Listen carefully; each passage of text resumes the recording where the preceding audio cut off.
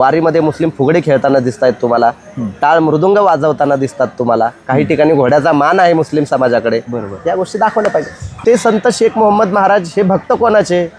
हे भक्त विठ्ठलाचे. आणि मशिदीमधून वारकरी जे आहेत ते शेकडो प्रमाणामध्ये बाहेर निघतात आणि त्यांच्या अंगावर जे आहे ती फुलांची उधळण मुस्लिम समाज करतोय.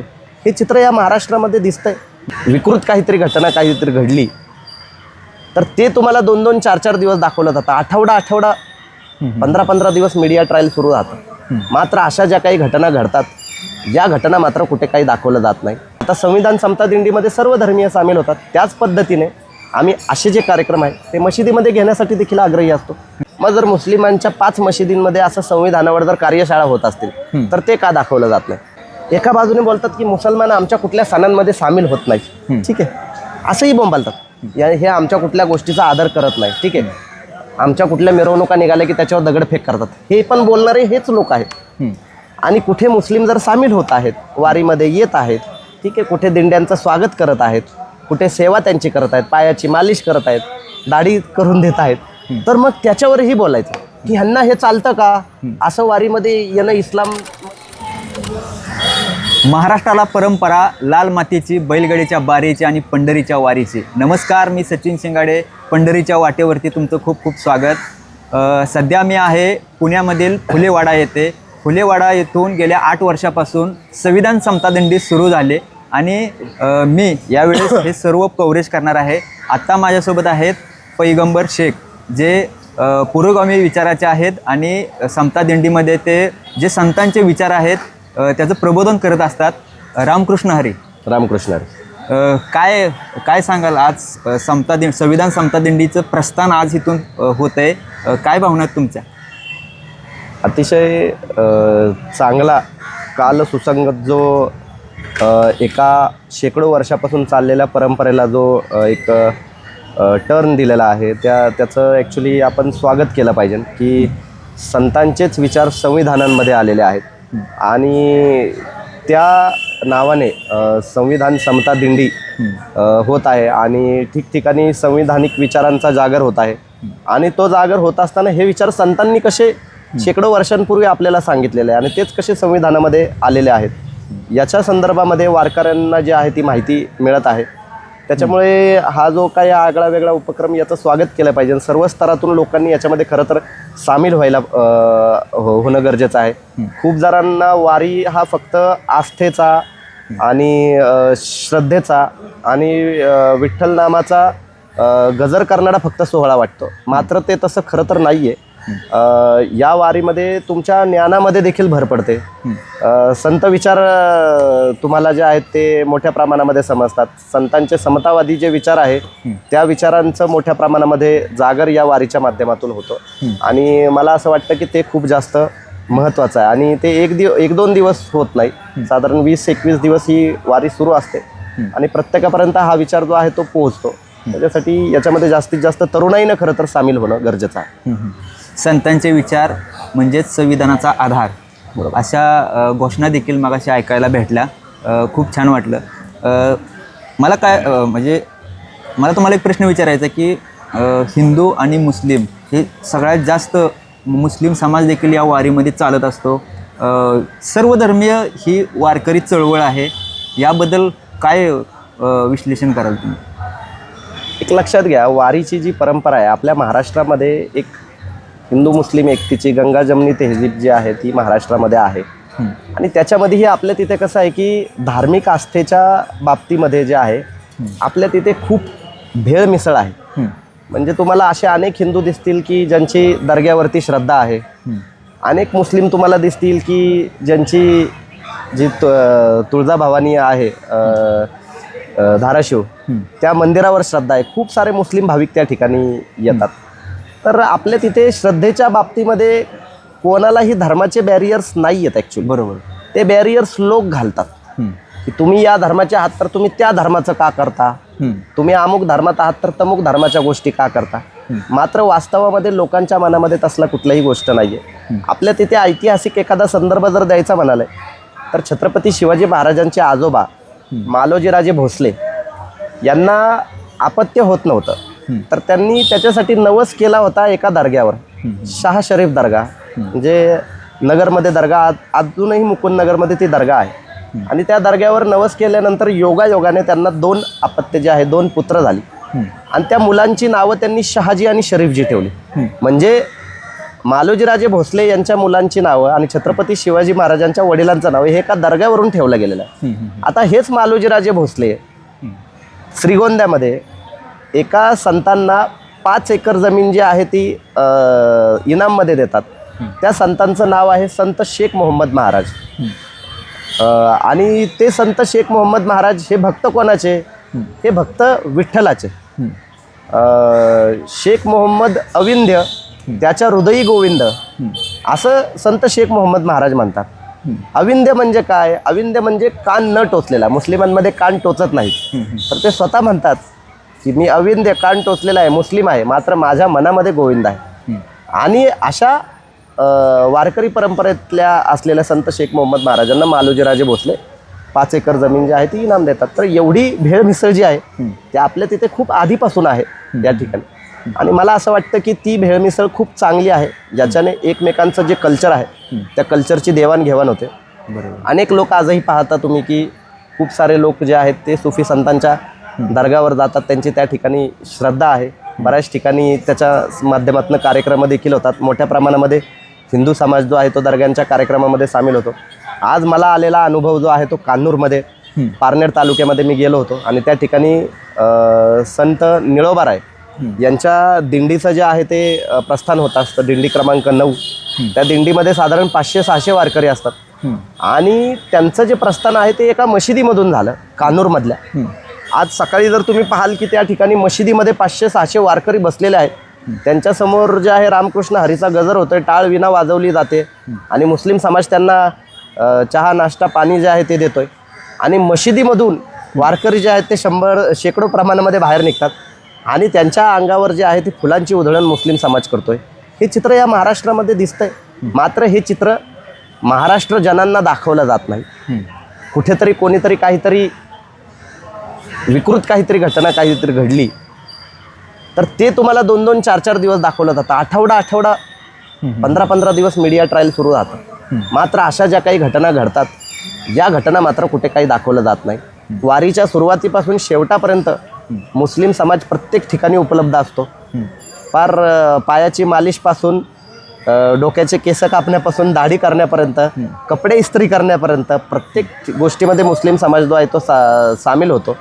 आणि या मुस्लिम समाजाला 20 दिवस सलग सेवा केल्यानंतर 5 मिनटं कुठंतरी मीडियामध्ये जे आहे ते दाखवलं जातं की आम्ही अनोखा जो आहे तो एक संदेश हिंदू मुस्लिम एकतेचा दाखवला गेला आणि 5 मिनटं फक्त स्थान कुठंतरी दिलं जातं. मला असं वाटतं की हे चुकीचं आहे.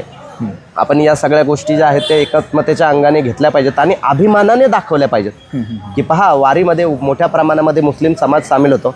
50 संतांची परंपरा महाराष्ट्राला, मुस्लिम संतांची परंपरा महाराष्ट्राला आहे आणि ती परंपरा पुढे नेणारे देखील कित्येक मुस्लिम या महाराष्ट्रामध्ये आहेत.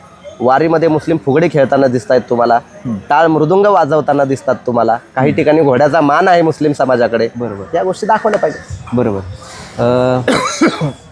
आता ही संविधान समता दिंडी गेल्या 8 वर्षापासून फुलेवाड्यातून सुरू झाली. आजच्या काळामध्ये ही संविधान समता दिंडी किती महत्त्वाची आहे? सुरुवातीपासून आतापर्यंत मला काय अनुभव नाही, परंतु मला इथं आलं खूप भारी वाटलं. संतांचे विचार म्हणजे संविधानाचा आधार ही एक घोषणा ऐकली.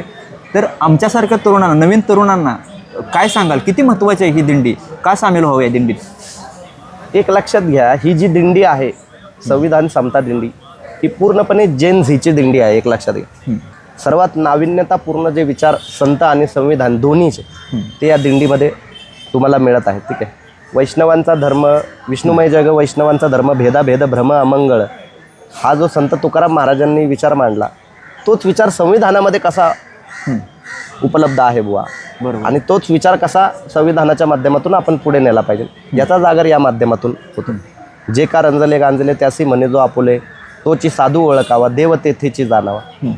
हेच या संविधान समता दिंडीमध्ये सांगितलं जातं. फरक फक्त इतकाच आहे की ज्या काळामध्ये या देशामध्ये संविधान नव्हतं त्या काळामध्ये संतांनी या त्यांच्या अभंगांमधून, त्यांच्या कीर्तनामधून जे आहे ती समाजामध्ये असलेले जातीभेद, वर्णभेद आणि धर्मभेद जो आहे तो मिटवण्याचा प्रयत्न केला. मात्र तो कायदा नव्हता, ते प्रबोधन होतं. बरोबर. संविधान आलं, कायदा आला. बरोबर. आता तुम्ही धर्मभेद, जातीभेद, वर्णभेद करू शकत नाही. केला तर तो अपराध ठरणार. तेवढंच फक्त त्याच्यामध्ये झालेलं आहे की तुम्ही जर काही केलं तर तुमच्यावर कारवाई होऊ शकते. संतांच्या काळामध्ये ती कारवाई होत नव्हती, आता ती कारवाई होते. एवढा फरक जो आहे तो अधोरेखित फक्त केलेला आहे.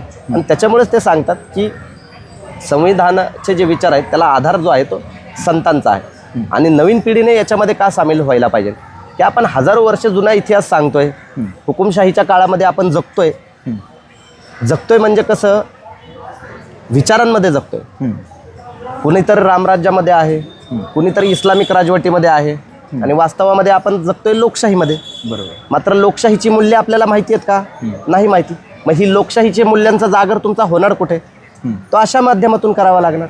तो संविधान समता दिंडीच्या माध्यमातून करावा लागेल. आता संविधान समता दिंडीमध्ये सर्व धर्मीय सामील होतात. त्याच पद्धतीने आम्ही असे जे कार्यक्रम आहेत ते मशिदीमध्ये घेण्यासाठी देखील आग्रही असतो. बरेच जण म्हणतात की असे कार्यक्रम मशिदीमध्ये होतात का? हो, होतात. बऱ्याच ठिकाणी होतात. मात्र ते दाखवले जात नाही. मग ते दाखवले जात नाही तर ती चूक आमची नाही आहे. बरोबर. ते न दाखवणाऱ्यांना विचारा की तुम्ही का दाखवत नाही.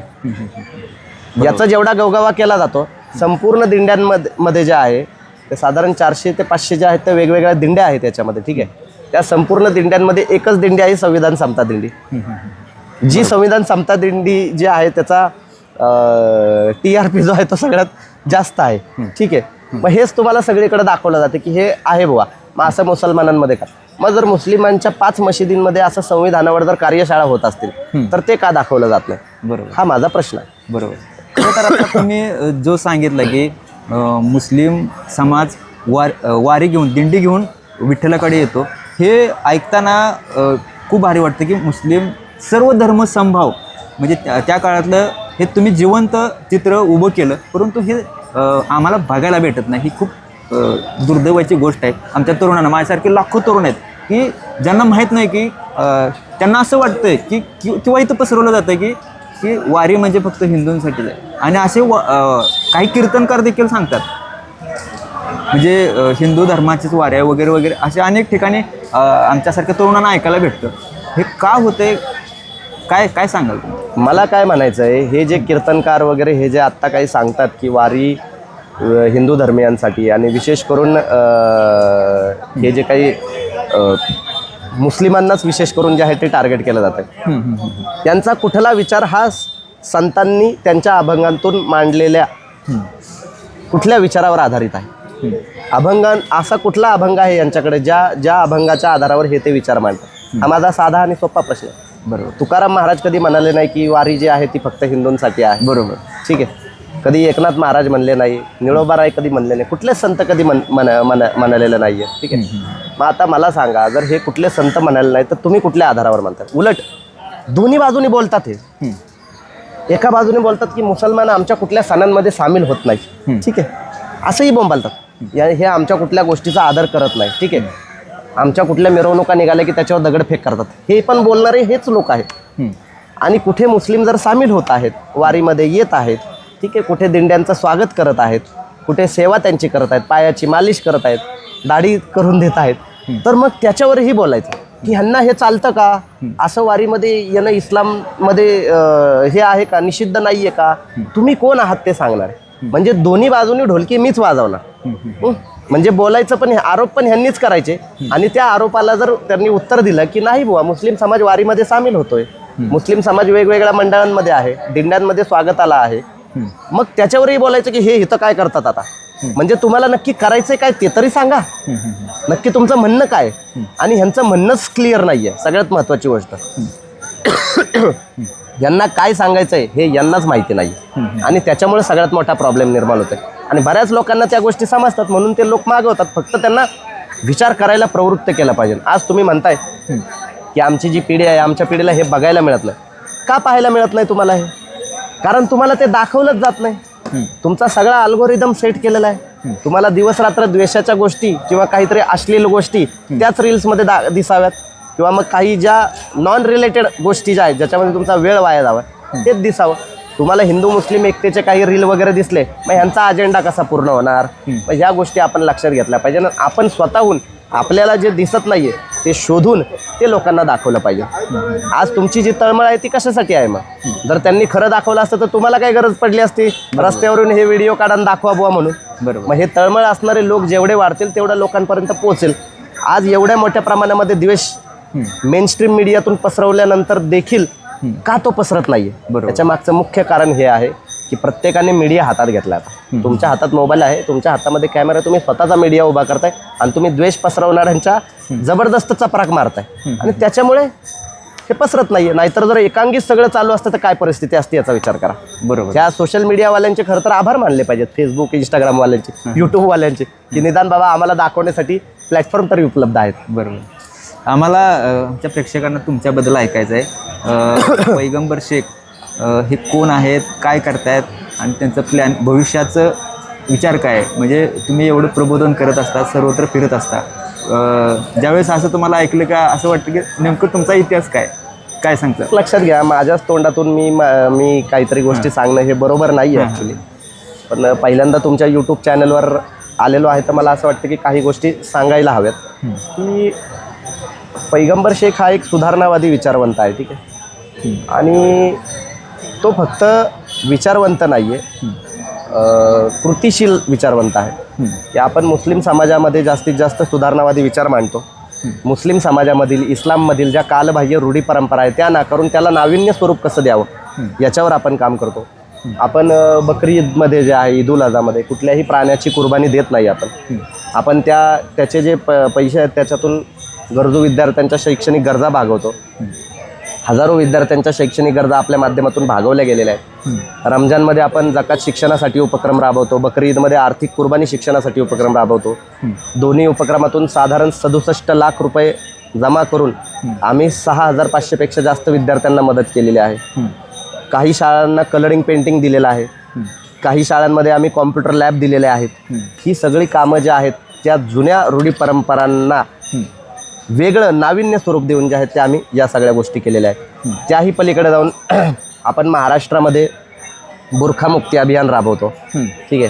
हे बुरखामुक्ती अभियान म्हणजे ज्या महिलांना बुरखा ना करायचा आहे, बुरखा घालण्याची इच्छा नाही, त्यांच्या मागे आपण एक मोठा भाऊ म्हणून जे आहे तो उभं राहण्याचा प्रयत्न करतो, फॅमिलीचं त्यांच्या प्रबोधन करण्याचा प्रयत्न करतो.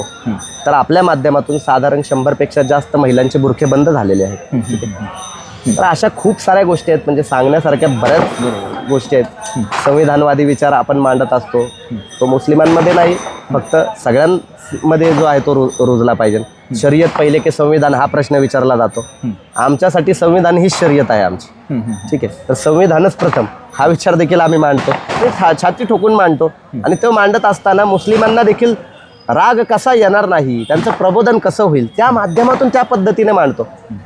की किती देशांमध्ये शर्यत कायदे लागू आहेत, 58 इस्लामिक देश आहेत, त्यातल्या किती देशांमध्ये शर्यत कायदा लागू आहे. शर्यत कायदा हा बदलण्यासारखा आहे, तो बदलू शकता तुम्ही. आणि देशपरत्वे शर्यत कायदे हे वेगवेगळे आहेत. 50 देशांचे 50 शर्यत कायदे, हे जर तुम्ही मुस्लिमांपर्यंत पोहोचवलं तर मुस्लिम समाजाची जी त्या बाबतीतली जी तलवारीला धार आहे ती कमी होईल ना. बरोबर. पण ते कमी नाही करायचं आम्हाला. शर्यत के आगे कुछ नहीं, शर्यत की एक एक ईट निकाली जा रही थी, तो ओईसी मध्ये बोंबलत होता ना संसदेमध्ये. हे मूर्ख बनवायचे धंदे आम्ही त्याच्या विरोधात देखील बोलतो. आम्ही काय फक्त ब्राह्मणवाद्यांच्या विरोधात बोलतो अशातला भाग नाही, आम्ही धर्मांध मुसलमानांच्या विरोधात देखील बोलतो आणि ठामपणे बोलतो. बरोबर. बुरखामुक्ती अभियान राबवताना सगळ्यात पहिल्यांदा बुरखा माझ्या बायकोचा बंद केलेला आहे. आज तुम्ही पाहताय माझी बायको समोरच बसलेली आहे. आम्ही उघडपणे सगळ्या ठिकाणी घेऊन फिरतो, दाखवतो बाबा हे बघा रोल मॉडेल आहे, तुम्ही बुरखा बंद करू शकता. मग हे सोपं काम आहे का? बरोबर. हे काम किती माध्यमांनी दाखवलं आतापर्यंत, तुम्हाला तरी माहिती होतं का? बरोबर. का माहिती नाही? मग कुठल्या तरी एखाद्या सोसायटीमध्ये कुठला तरी मुंबईचा एक माणूस 15 मिनिटं चाकू घेऊन उभा राहतो. तो मानसिक रुग्ण असू शकतो, काही असू शकतं, त्याच्या घरात भांडणं झालेले असतील आणि तो कोणाला तरी म्हणतो धर्म परिवर्तनासाठी.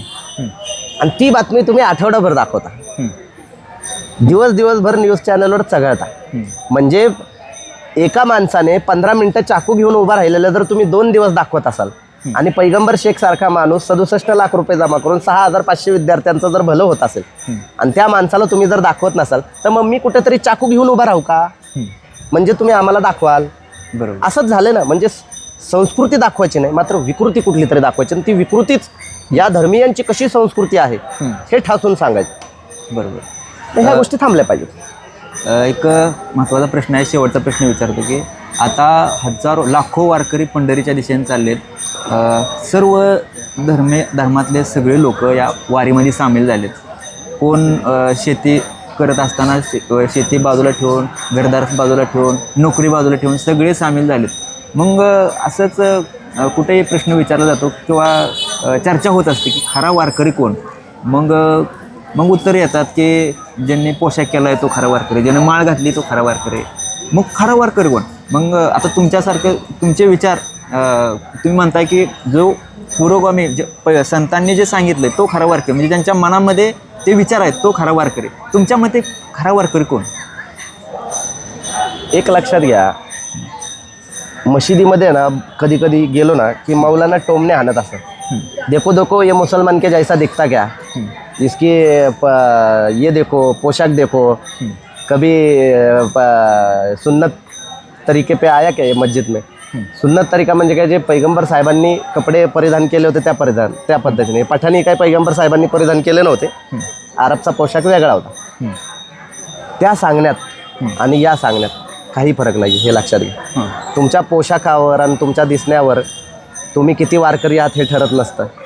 ठीक आहे, तुमच्या विचारधारेवर ते ठरत असतं. बरोबर. तुम्ही स्वातंत्र्य, न्याय, समता, बंधुता हे जे संतांचे विचार आहेत, वारी कोणी सुरू केली? वारी संतांनी सुरू केली. आणि त्या संतांनी वारी कशासाठी सुरू केली? हे जे स्वातंत्र्य, न्याय, समता, बंधुतेचे जे विचार आहेत ते तळागाळापर्यंत पोहोचावे याच्यासाठी ती वारी सुरू केलेली आहे. आणि जर तेच विचार मान्य केले जात नसतील, ठीक आहे, जे सो कॉल्ड काही वारकरी आहेत असं दाखवून काही जण म्हणतात की आम्ही वारकरी आहोत, आम्ही कीर्तनकार आहोत, तर त्यांनी जे आहे त्यांनी आत्मपरीक्षण करावं की कुठला संतांचा विचार तुम्ही मांडता. संतांचा विचार मांडणारे जे लोक आहेत ते वारकरी आहेत, आणि या विचारधारेवर ठाम राहणारे जे आहेत ते खरं तर वारकरी आहेत. सत्य असत्याशी मन केले ग्वाही, मानियले नाही बहुमता. हा विचार ज्याच्या मनामध्ये ठामपणे रुजलेला आहे तो खरा वारकरी. आणि तो खरा वारकरी तुम्ही दिसतंय सर्वसामान्यांमध्ये, शेतकऱ्यांमध्ये. त्यांना सांगितलेलं कळतंय. बरोबर. की आपण काय सांगतोय बाबा, समतेचे विचार सांगतात, समजतात. आणि ह्या वारकरी परंपरेमुळेच हा महाराष्ट्र जो आहे का, जो शांत आहे, ज्याला तुम्ही हे करू शकत नाही की इथली जी महाराष्ट्र धर्माची जी एक शृंखला आहे ती तुम्ही तोडू शकत नाही, ती ह्या वारीमुळे तोडू शकत नाही. कारण लाखो लोक याच्यामध्ये सामील होतात. लाखो लोकांचं प्रबोधन या 20 दिवसांमध्ये होतं, आणि ते प्रबोधन वर्षभर टिकतं त्यांच्यासाठी. त्याच्यासाठी वारीमध्ये मोठ्या प्रमाणामध्ये सामील व्हायला पाहिजे. नक्कीच. तर मंडळी, हे आहेत पैगंबर शेख. खूप छान, मला तर यांचे विचार पटलेले आहेत आणि मी अनेकदा यांचं ऐकत असतो. आज भेटण्याचा योग आला. खूप खूप धन्यवाद. धन्यवाद. आम्ही ज्या ठिकाणी बसलो आहे ती ऐतिहासिक भूमी आहे, समता भूमी. महात्मा फुले यांचा वाडा आहे. मागं तुम्हाला त्यांची मूर्ती दिसत असेल. तर असेच पंढरीच्या वाटेवरती अनेक विचारवंत भेटणार आहेत, अनेक वारकरी भेटणार आहेत. त्यांचे अनुभव, संतांचे विचार या वारकऱ्यांच्या तोंडून आपण ऐकणार आहोत. भेटूया पुढच्या व्हिडिओमध्ये. धन्यवाद. धन्यवाद. आवाज माणदेशाचा, माणदेशातील प्रत्येकाचा. माणदेश प्राईम सबस्क्राईब करा आणि अपडेट रहा. नवीन व्हिडिओच्या नोटिफिकेशनसाठी बेल आयकॉनचं बटन दाबा. धन्यवाद.